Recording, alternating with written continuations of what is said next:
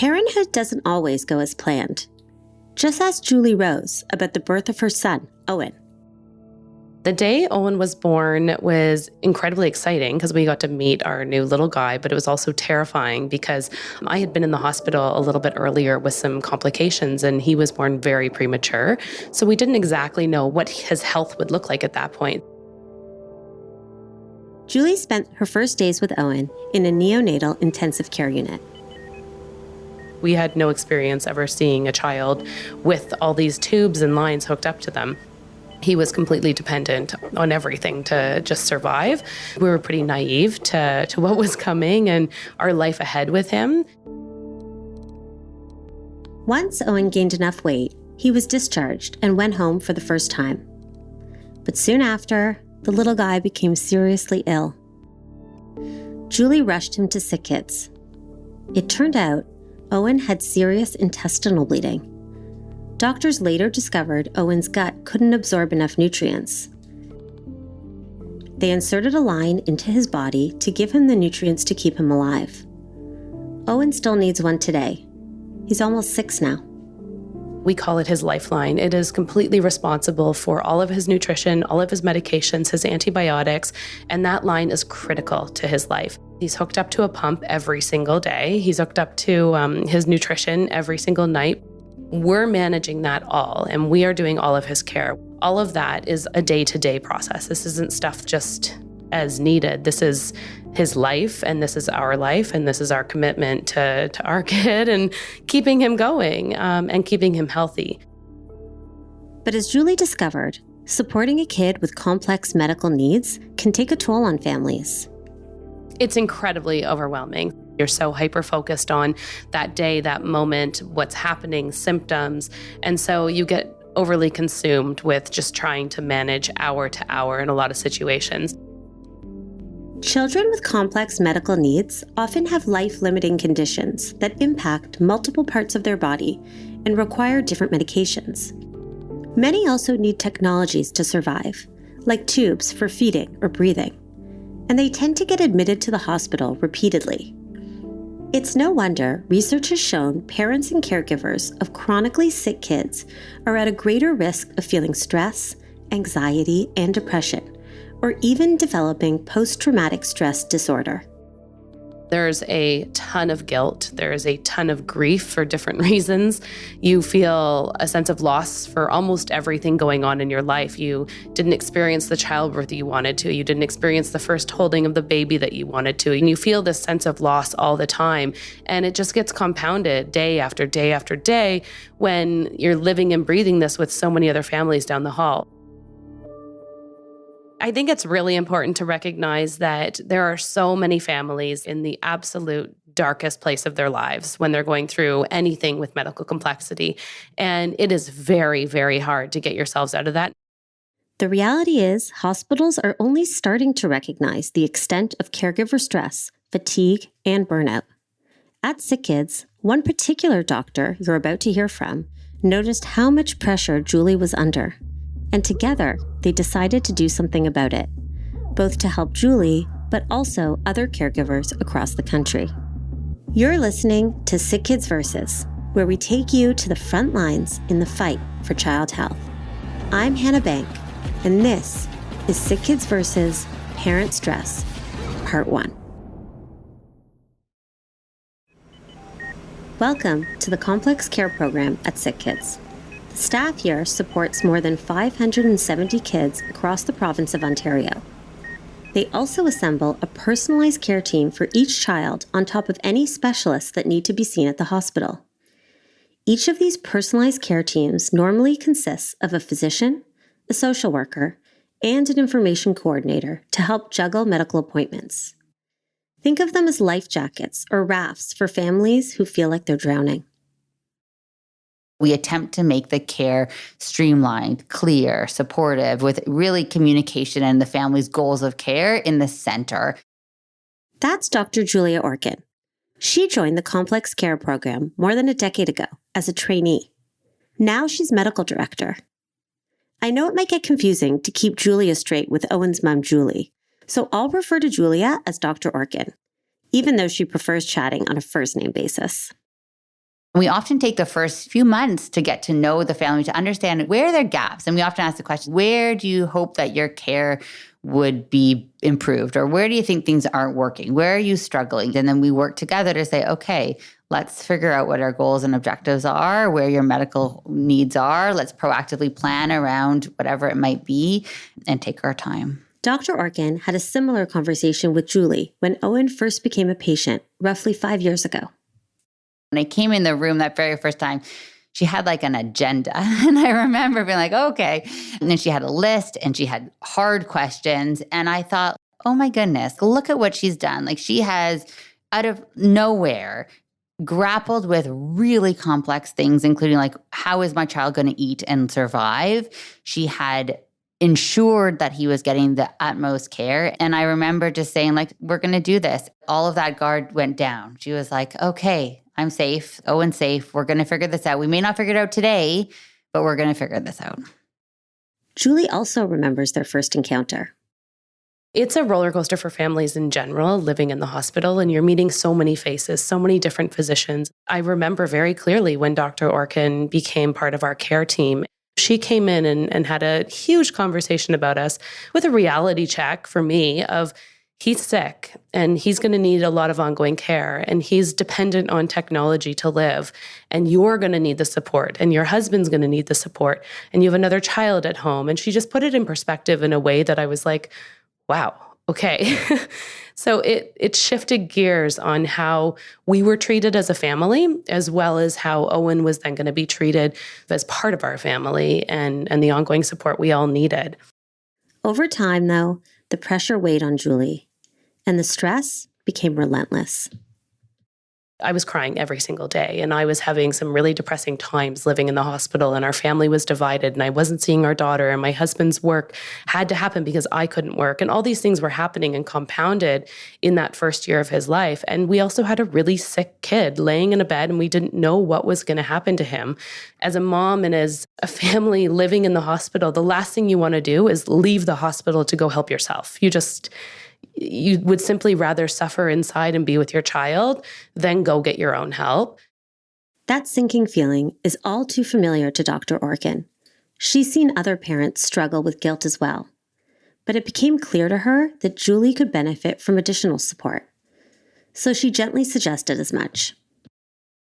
Julia was a huge integral part of me actually getting therapy. And so she was somebody that I did trust, I did listen to, and she would come in all the time to check on Owen, but she was really checking on me as well. So she was able to set me up with somebody right across the street once a week that I could at least go to and know that Owen was okay and he was taken care of by the team inside the hospital, and I was going to be better by doing this. Those interactions with Julie, plus similar check-ins with other caregivers, inspired Dr. Orkin to think differently about how her team helped families. They started exploring ways to better support parental well-being by noticing issues both big and small. We notice maybe the parent is crying a lot in an appointment. It's not our role to say that that parent has a diagnosis of depression. The role is to actually say, okay, could we provide more in-home nursing? Could we actually advocate for respite? Could we change the feeding schedule or the medication so the family could actually get a 4-hour chunk of sleep? Is there things that we could do as a medical team? At the same time, we are trained to recognize where there's a challenge and then link with the right people. So the right social worker or the right psychiatrist who understand that this is different. There's a complex medical child in the play, but this parent needs help. And that's really where we're shifting and focusing on as a care team is that parent support. So if the child's not doing well, parent's not doing well. If parent's not doing well, child's not doing well. And it cannot be in isolation. For Dr. Orkin, that shift to providing more parental support coincided with a curiosity about studying what might make the most impact. She and her team then met with Julie and other caregivers at the SickKids Family Advisory Network, who volunteer to improve the hospital experience. Julia is highly aware of the need to have families involved in everything. And it's a huge plus for all of us because it means that real families living and breathing this are actually providing the feedback and the understanding of what's truly going on and what mentally is going on, what physically is going on, and the needs associated. And if we could go back in time, and I wish this was available for us, what would make an impact for you? Dr. Orkin listened closely. Then, she and her team developed a study focused on supporting families with high-risk babies in the neonatal intensive care unit, meaning infants who are born quite premature, face complications, and often undergo multiple surgeries. The concept of this research study is not just to provide care to the baby. That goes without saying that the baby requires medical care and medical needs. It's actually to provide parents readiness, support, and education in order to go home with everything that they may need from their own personal tool belt of skills. It turned out complex care and medical teams across the country were also interested in this study. SickKids became the lead site for the research, while other hospitals in Toronto, Ottawa, Montreal, and Vancouver joined the effort as well. Before the study could get going, Dr. Orkin had to think about who would deliver the actual assistance and coaching to parents. Nurse navigators seemed especially well suited for the role. If you're like me, you might be wondering exactly what a nurse navigator does. You are like Jell-O. You're moldable to whatever the family needs in that moment. So if they need education, done. If they need support, done. If they need help making an appointment with a clinician, done. It doesn't matter what their needs are. The nurse navigator is there to anticipate and support in any way, shape, or form. And their role is to be really lockstep with that family. At SickKids, we have an incredible nurse navigator named Kim, who has a very long-standing history and experience providing care for children with complex needs. And we were able to secure her as a core team member for this project. Meet Kim Colapinto. She has worked at SickKids for more than 2 decades and supports a lot of worried parents. She's also been one herself. I've had my own personal experience with childhood disability and helping a family member who needed to access the system as well. Not having someone that I could consistently talk to or consistently ask questions of, I found really challenging. And even though I had the skills, because I am a pediatric nurse practitioner, actually going through a lot of these things yourself is very different. And I think it informed my practice so much as a nurse. I can understand a little bit better how you can leave an appointment feeling very overwhelmed by the information that was given. And I always try to think, how would I have preferred things to be said to me? Kim and other nurse navigators who are supporting Dr. Orkin's study have been providing parents with 3 specific supports. The first is education, to help parents anticipate their child's care needs once they're all back home. So readying the family with what to expect, what could you do in these scenarios, how would you encounter this, really supporting them with their baby with prematurity or medical needs. The second way Kim offers support is by teaching mindfulness and flexibility through a technique based on acceptance and commitment therapy. It's really about trying to be mindful, try to be present in these moments in your life, and also do meaningful action. So basically, it's having families think about what's important to them and how do they want to show up in their life. Knowing that there's going to be thoughts, feelings, past experiences that will maybe interfere with your ability to live some of those values.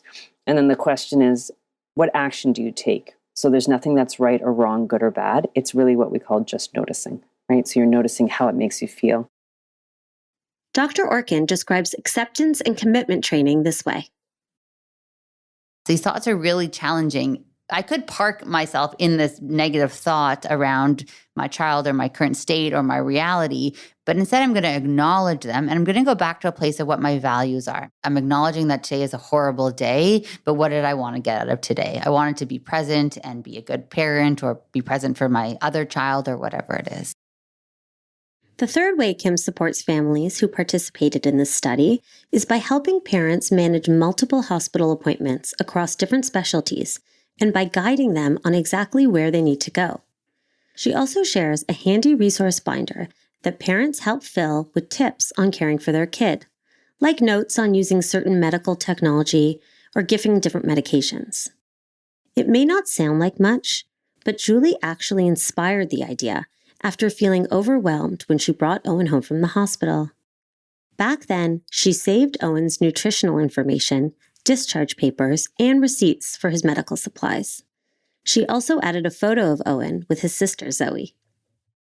This is where Julie really helped us. She showed us how incredibly organized she was beyond anyone's imagination in terms of how she organized Owen's care and his needs.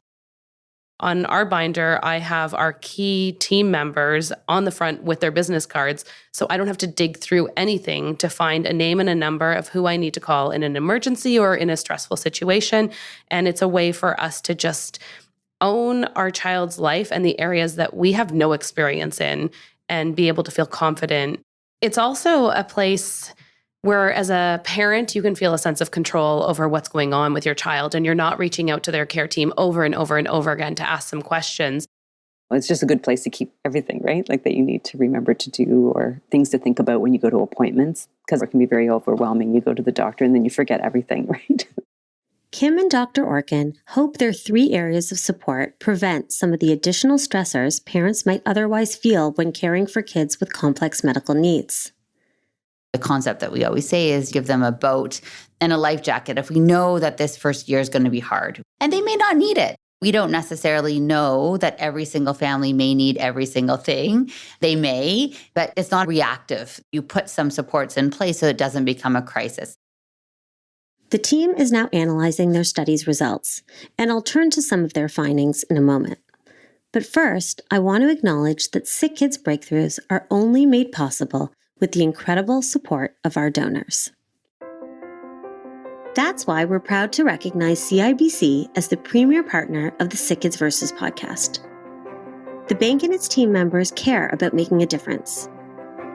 CIBC has championed SickKids for over 30 years and is the largest corporate supporter of the SickKids Cancer Sequencing Program.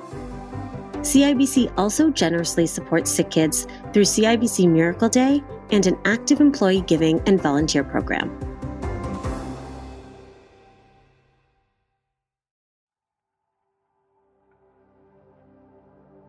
Across the country, more hospital staff are starting to acknowledge the immense impact of medical complexity on families like Julie's. They've seen firsthand how parental mental health can be critical to supporting the outcomes of a child. Here at SickKids, Dr. Orkin and her team are examining the experience, stress, and health of families who participated in their study. They are trying to determine which support systems increase emotional well-being. And some of their early observations are promising, including gratitude for nurse navigators like Kim.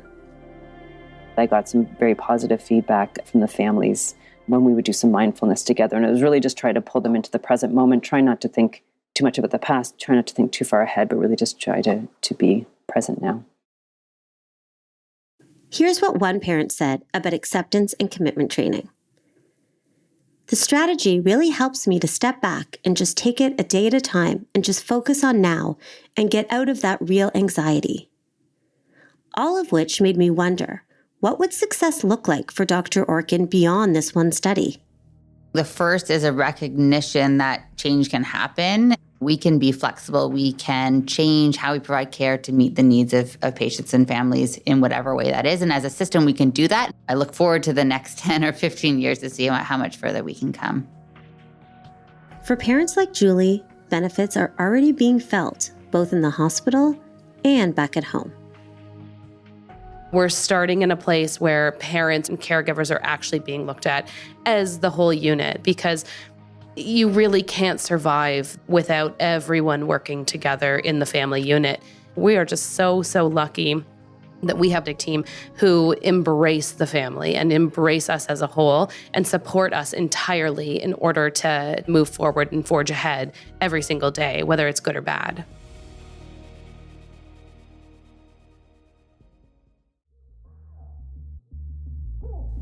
From SickKids Foundation, this is SickKids Versus. Thanks for listening. If you want to support work like this, visit sickkidsfoundation.com/podcast to donate. And if you like this podcast, please subscribe and rate us on Apple or Google Podcasts, Spotify, or wherever you listen to SickKids Versus. SickKids Versus is produced by me, Hannah Bank, Neil Parmar, Jasmine Budak, and Jillian Savigny. This episode was written by Neil Parmar. Sound design and editing by Quill.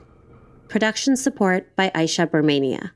For behind-the-scenes extras and show notes, visit sickkidsfoundation.com/podcast.